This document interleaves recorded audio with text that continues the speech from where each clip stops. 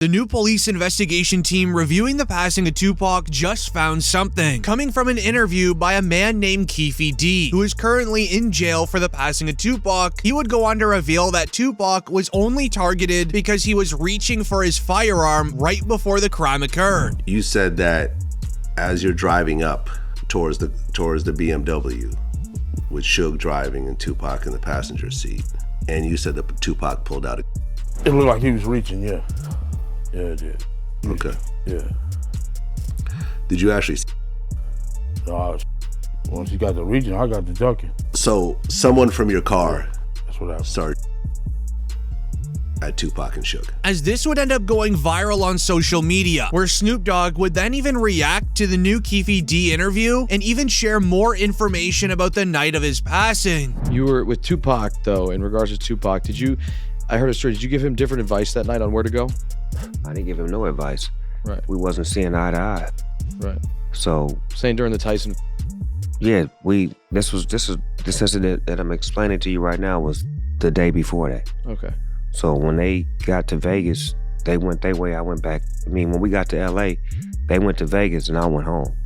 That's why I wasn't in the car with them. As Snoop Dogg revealed that he was supposed to be inside of the BMW with Tupac and Suge Knight. With this interview then going viral, fans would realize that it connects with another older interview by Snoop, where he would go on to state that him and Tupac were very close friends. However, 2 days before his passing, Snoop suddenly felt like Tupac hated him, which could be another reason that Snoop Dogg didn't get into the BMW with Tupac and Suge Knight. I say a week before he died, we was best of friends. 2 days before he died, I don't think he liked me. Why? Because we was in New York. Oh, yeah. And it happened. New York, they shot at me and did all kind of shit to me, like just the worst you could think of.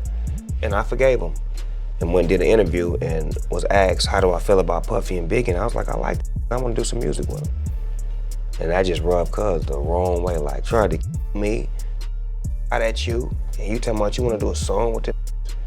I wasn't thinking about his emotions. I was thinking about the way I felt at the time. I wasn't into no controversy. I liked his music. They was our friends. We was all friends at one point. This video footage of all of us hanging out. This makes the entire situation extremely suspicious. The new police force reinvestigating Tupac's case has even found multiple new theories, as one officer would go on to reveal that Tupac was allegedly an industry plant with the job of stopping the beef between the red and blue street teams. What did you find most fascinating about the alternative history of Tupac? Well, it turns out when I talked to Tupac's longtime mentor, political mentor, former Black Panther Chokwe Lumumba, who was his first business manager, he's told me, you know, I basically asked, well, was Tupac only pretending to be in order to appeal to gangs and politicize them? And he said yes. And that was part of his thug life agenda that he came up with his imprisoned stepfather, Tupac Shakur. And so Tupac was just using that in order to get the leaders to call peace truces, first in Los Angeles, then throughout California, and then throughout the country. And that was why he was pretending to be this type. And really, he was just an intellectual prodigy. Where the investigator would go on to reveal that Tupac actually failed in his mission to make everyone be peaceful to each other. Then he would suddenly pass in Las Vegas with the head of his record label. However, when you compare this to a 2010 interview with a rapper named Tretch, this is where everything turns weird. Because in 2010, Tretch was interviewed on the topic of Tupac before a concert. Tretch and Tupac were very close friends way back in the day. They even worked on a few albums together, but here's where things get interesting. After Tretch's interview, the cameraman forgot to stop recording, and he put his camera onto the floor, and in the footage, you can hear the interviewer asking Tretch about Tupac, to which Tretch responds, "Last time I saw him, he was in Cuba." So if you ain't ready for it, get on the sidewalk. One last question. Is Pac still alive? Nobody knows. Y'all good? Yeah, we good. Thanks a lot, man. We good. Last time I saw him, he was in church, man. Then, only 2 weeks later, a video would be released onto a news website showing a video of Tupac chilling in a parking lot inside of Cuba. Look, zoom in. That's Pac, man. outlaw, and Reg from Holla Back is trying to be friendly and get autographs. Holla Back exclusive, baby. Holla Back. This is where everything begins to get very strange, as Suge Knight also agrees that Tupac is alive. He has said so in so many interviews over the course of the last 2 decades now, as one particular interview from Suge makes a very convincing case, where he would go on to reveal that Tupac was doing fine in the hospital before his passing. He would say, and I quote, "When I left that hospital, me and Tupac were laughing and joking. I don't see how someone can turn from doing well to doing bad." I mean, when I left that hospital, me and Pac was laughing and joking. So I don't see how somebody can turn from doing well to doing bad. So you seriously think that he might still be alive? I would say this, Pac, you never know. But what's weird about this is, according to police records, Tupac was supposedly in a very deep sleep when arriving to the hospital. So how in the world would he and Suge be laughing if Tupac was in a deep sleep? It doesn't really seem to add up. However, in a 2008 interview, 10 years apart, Suge Knight said the exact same thing, that Tupac was alive and that he was living well. So he was conscious on the way to the hospital? He was conscious on the way to the hospital, he was conscious in the ambulance, he was conscious after they did the surgery. What was the last thing that he said to you?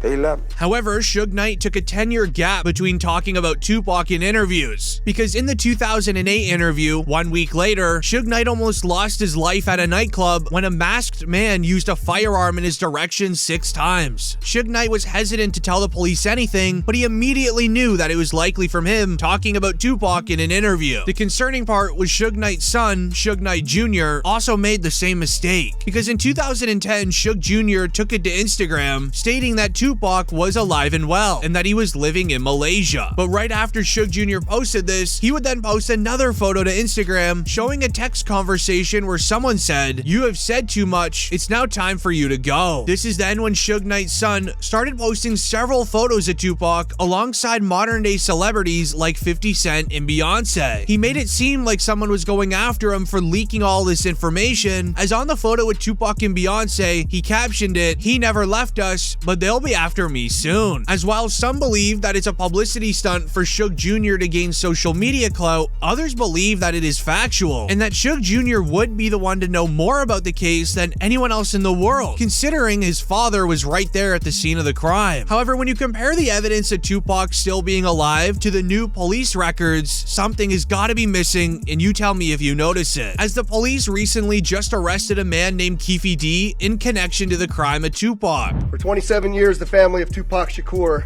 has been waiting for justice. We are here today to announce the arrest of 60-year-old Dwayne Keith Davis, aka Keefe D, of Tupac Shakur. Davis was arrested this morning by my LVMPD criminal apprehension team, and this investigation started on the night of September 7th, 1996. It has taken countless hours, really decades, of work by the men and women of our section to get to where we are today. As on September 7th, 1996, Tupac was in Las Vegas with the head of his record label named Suge Knight. The two were off to the MGM Grand to watch a Mike Tyson match, as after it was over and they were leaving through the lobby of the hotel, they ended up spotting an op sitting there in the corner, and they quickly approached him. Suge Knight and their entourage went to the Mike Tyson at the MGM Grand. Keefe D and his nephew, Orlando Lane Anderson, and 2 of their friends were also there. Keefe D told LAPD Detective Greg Kading more than a decade ago, in a proffer that couldn't be used against him, the shooting was retaliation after Tupac jumped Orlando and up at the casino. Surveillance cameras recorded the fight. Tupac was angry that Lane had stolen his necklace years prior in Compton.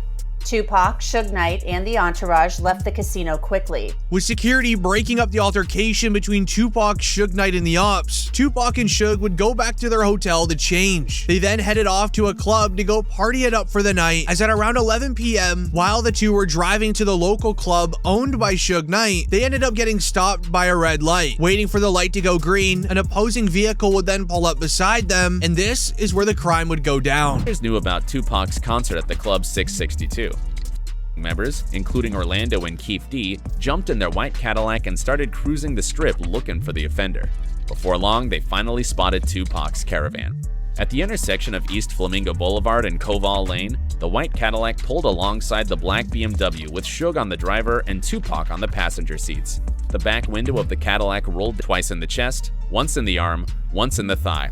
As with the aftermath of the incident being a mystery for over a decade and no one knowing who was involved, the police recently investigated a concerning interview by a man named Keefe D. As during the interview, he would detail the moments of finding Tupac and literally pulling up on him. And Bubble Up was the driver, and Baby Lane and Freaky were in the back seat.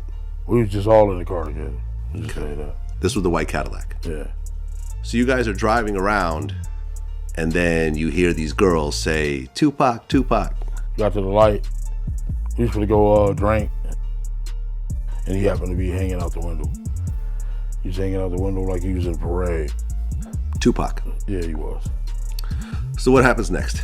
You said that as you're driving up towards the BMW, with Suge driving and Tupac in the passenger seat. To later, Keefe D would then share an interrogation with the police on the night of the crime, a never before seen video until now. Lane starts.